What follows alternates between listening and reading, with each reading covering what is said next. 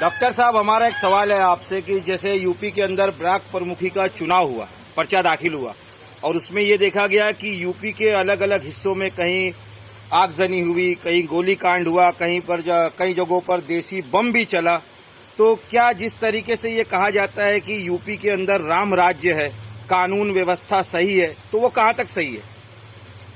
भाई, सबसे पहले तो आप लोगों का थैंक यू, धन्यवाद। देखिए, ऐसा है कि इलेक्शन जो भी आ रहा है, अभी इससे पहले जो है मेंबर ऑफ प्रधानों महाप्रधानों का था, तो इसमें भी उस टाइप की दिक्कतें आई हैं। अलग अलग जगहों पे अलग अलग केसेस सुने गए हैं।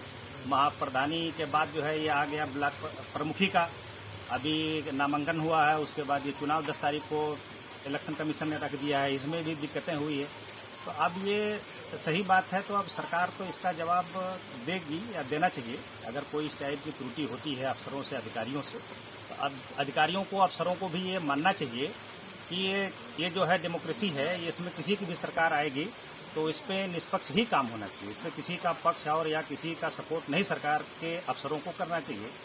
तो इसके लिए जो है सरकार के अफसर इससे अलर्ट रहें और इस टाइप की कोई भी गलती नहीं। अच्छा, एक सवाल और है आपसे कि डॉक्टर साहब, जैसा अभी ये यूपी के अंदर 2022 में विधानसभा का इलेक्शन आ रहा है, तो उसमें बहुत सी पार्टियां एक दूसरे से गठबंधन की बातें चल रही है और जिस तरीके से बहराइच के अंदर अवैसी साहब आए और जो जमावड़ा दिखा, उसको लेकर तरह तरह की अफवाहें उड़ रही है, तो उसके बारे में आप क्या कहेंगे? जैसे कहा था कि MIM जो है वो बी पार्टी है बीजेपी की। देखिए, जो है अभी इलेक्शन कमीशन जो है, ये अभी जो चुनाव होने वाला है 22 को में, उस इलेक्शन में अभी जो बहुसंख्यक है, VP सिंह ने मंडल लागू करके अल्पसंख्यक और बहुसंख्यक का बंटवारा कर दिया। बहुसंख्यक एक बार इकट्ठा हुए 85% और उसके बाद फिर ऐसा टूट गए, ऐसा बिखर गए कि समाजवादी, बसपा यानी 8%, 20% और 22% ये लोग कभी इकट्ठा नहीं हो पाए। और इनको इकट्ठा करने के लिए अभी इससे पहले पिछली मेंबर ऑफ लेजिस्लेटिव यानी MLA के इलेक्शन में समाजवादी पार्टी को बहुत अच्छा मौका मिला था कि ये सबको इकट्ठा कर लेती, लेकिन इनके सलाहकारों ने उसी पार्टी को इकट्ठा किया जिनके पास वोट नहीं थे।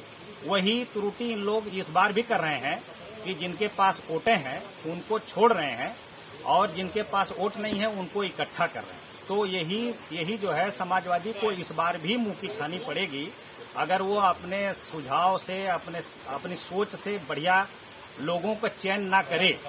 यानी जिसके पास वोट है उसको साथ ले, जिसके पास वोट नहीं है उसको जो है साथ ले। जैसे अभी बीजेपी पार्टी भी यही काम कर रही है, सारे लोगों को इकट्ठा कर ले रही, लेकिन जिनके पास सारे लोग हैं वो इकट्ठा नहीं कर पा रहे हैं। ये कितनी बड़ी मिस्टेक है। इनके सलाहकार कौन है, कौन इनको सलाह कर रहा है कि जिनके पास सीटें नहीं है उनको इकट्ठा कर रहे हैं, जो बहुत दिनों से वोट लेकर के और बिल्कुल बॉर्डर पे पहुंचे हुए हैं उनको मिलने नहीं दे रहे हैं। तो ये जो पार्टियों के प्रमुख हैं, जो पार्टियों के जो लीडर हैं, उनको सही जो है डिसीजन लेना चाहिए और डिसीजन नहीं लेंगे तो इस बार भी उनको वही सामना करना पड़ेगा जो इन्होंने लास्ट इलेक्शन में किया है। और बीजेपी पार्टी में इतने स्मार्ट लोग हैं, इतने बुद्धिजीवी, इतने पढ़े लिखे हैं कि उनको मालूम है कि डिवाइड एंड रोल, बांटो इनको और शासन करो।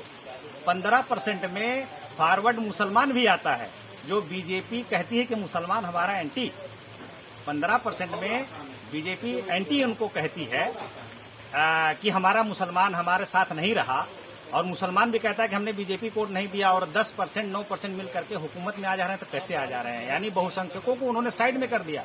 बहन मायावती जी बीजेपी का सपोर्ट लेने के बाद अब इलेक्शन हर साल लड़ रही हैं। सरकार बनाएंगी कि नहीं बनाएंगी इसका उनको ध्यान नहीं, इलेक्शन लड़ना है।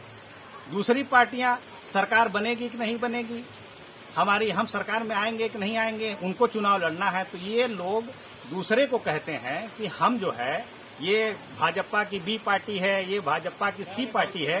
तो ये जो लोग हर साल चुनाव लड़ते हैं और सरकार नहीं बना पाते हैं, तो इनको भी सोचना चाहिए कि ये जो है सरकार नहीं बना पा रहे हैं, तो इनको भी सोचना चाहिए कि हम कौन सी पार्टी। चलिए, आपका बहुत बहुत धन्यवाद।